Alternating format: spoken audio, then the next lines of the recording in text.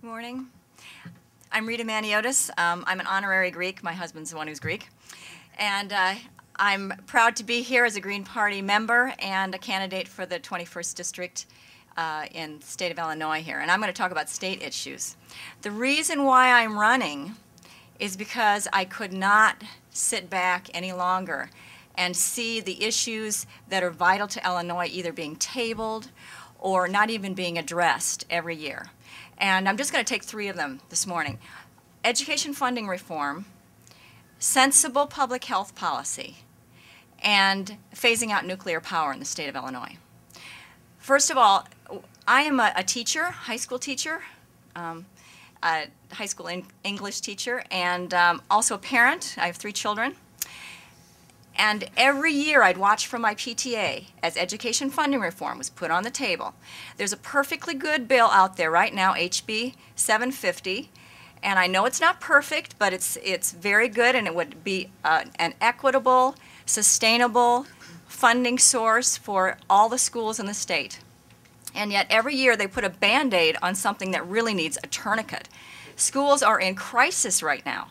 And my own school, the pool is almost unworkable. My kids going to high school see water dripping from the ceiling and buckets in the hall, and they can't hire. You know, you talk about not having good teachers. They can't hire the best teachers. They can't afford to. You can't blame the schools. They're all in debt. So education funding reform is vital, and I would like to see that passed very soon. One of the reasons why education is in debt is because of skyrocketing special education monies needed.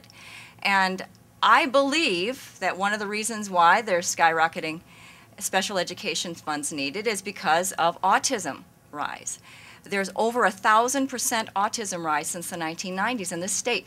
We have a bill that has been passed in 2006, and only one legislator voted against it.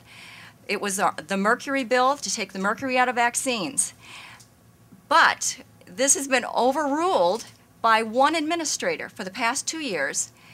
The Illinois Department of Public Health head has exempted 4 vaccines from the mercury law, including the flu vaccine and the meningitis vaccine, which students have to get going to college. There's 25 micrograms of mercury in the flu vaccine, and they give it to small children, pregnant women, and senior citizens. Does this make sense? And we wonder why there are health problems. And the problem, I think, is that not only do they not, is the mercury still in the vaccine, but they don't tell you.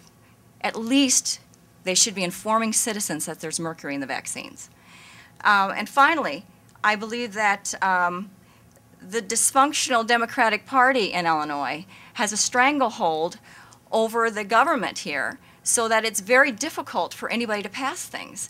So I think that the Green Party needs to be in there and you know, bring some new ideas, like for instance phasing out nuclear power in the state of Illinois. We have more nuclear power plants than any other state, and yet we are not prepared at all for a major accident where we'd have to evacuate half of Chicago.